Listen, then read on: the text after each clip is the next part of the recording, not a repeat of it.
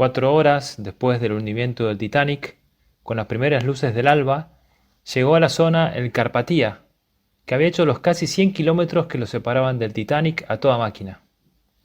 Era difícil porque había muchos hielos, pero el Carpathia estuvo recogiendo la mayoría de los náufragos y se quedó por la zona mientras iban apareciendo otros barcos. El capitán había tenido que cambiar el rumbo para ir al rescate del Titanic y preparó toda la tripulación y consiguió batir su propio récord de velocidad. El Carpathia rescató entre 705 y 712 supervivientes y regresó a Nueva York considerado un verdadero héroe. Hoy se trata de hablar sobre el compañerismo, sobre la generosidad. Y ser buen compañero no es tan difícil como parece. Se trata de pensar en los demás, se trata de ayudar a los amigos, se trata de poner nuestro corazón en su persona. Saber escucharlos, saber ofrecernos para ayudarlos, incluso aunque no nos lo pidan. Pienso en Jesús, que era un verdadero amigo de sus amigos, como lo fue con el caso de Lázaro, cuando fue a resucitarlo después de que había fallecido. Había tenido una gripe bastante grande, había estado enfermo, y Jesús no había podido llegar a estar con él, y las hermanas de Lázaro mandaron a avisarle que se encontraba mal, pero cuando llegó Jesús ya había muerto, y cuenta el Evangelio, fíjate que Marta sale a recriminarle a Jesús, pero María se queda en la casa. Jesús tendría mucha pena por el fallecimiento de su amigo y de hecho se puso a llorar.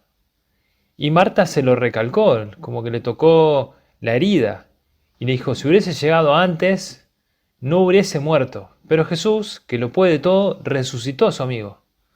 El compañerismo verdadero que queremos todos pasa también por cuánto yo me animo a pensar en el otro, me animo a darme al otro. Pienso también en casa. Ahora, cómo nosotros cuidamos ese orden de la habitación, cómo cuidamos también los favores que nos piden nuestros padres, cómo ayudamos a nuestros amigos, cómo ayudo también en el colegio, en la universidad, cómo le pido también al Señor en mi oración personal por las personas que más quiero. Quería hablarte también sobre Santa Margarita. Margarita fue reina de Escocia, había nacido en Hungría y fue una madre de 8 hijos que hizo una gran labor. De hecho, cuando falleció su marido, su hijo mayor fue el encargado de informarle de la muerte de su marido. Ella estaba enferma cuando le avisaron y falleció 3 días después. Pero se cuenta de Santa Margarita que pocas veces se la vio sonriente. Y esto es bastante falso, es un poco un chiste, podríamos decir, porque un santo triste es un triste santo, decía San José María. Y todos los santos, sin excepción, se caracterizaron por esto, por el buen humor, por la serenidad, por la paciencia, por la alegría y la capacidad de transmitir consuelo a los afligidos. Pienso en el ambiente que habría ahí en el Carpathia cuando fueron a buscar a los supervivientes del Titanic. Pero Santa Margarita seguramente también transmitiría esa alegría o ese compañerismo. ¿Cuántas veces pensamos en los santos y los vemos felices? Hace poco estoy terminando la misa con una fórmula que prevé el misal. En vez de dar la bendición final y terminar la misa terminado, pueden ir en paz, digo, la alegría del Señor sea nuestra fuerza, pueden ir en paz. Y efectivamente, para un buen cristiano, para un buen compañero, para un buen amigo, necesariamente tenemos que vivir la amistad, necesariamente estamos llamados a vivir la amistad. Lo pienso en Jesús también. Cuando estaba enferma la suegra de Pedro, Jesús la cura, y ella se puso en pie, dice el Evangelio, y comenzó a servirles. Es decir, se puso a pensar en los demás de los que estaban ahí con ella. Se preocupó por los que tenía cerca. Bueno, pensemos nosotros también si vivimos esa verdadera alegría, como Santa Margarita, que sabía también vivir esa serenidad, esa amistad, esa mansedumbre, esa madurez, porque así como fue madre, también se preocupó por todos sus hijos. Y quería fijarme en otro ejemplo también de Santa Margarita, que celebramos también en este mes de noviembre, porque si bien tenía 8 hijos, no dejó de cuidar su oración. Los educaba, se preocupaba por ellos, pero sobre todo también cuidaba su vida de oración. tenía una destacada vida de oración, muy comprometida. Y tenía momentos concretos durante el día donde conversaba con Dios, donde también en esta sociedad hay espacios para hablar con Dios.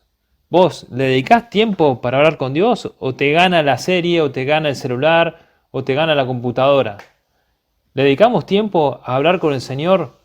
Porque también, efectivamente, el carpatía no puede llegar a veces en un momento en donde yo estoy equilibrista con la tentación o perdiendo el tiempo. No puede venir Dios así como el carpatía a rescatarte.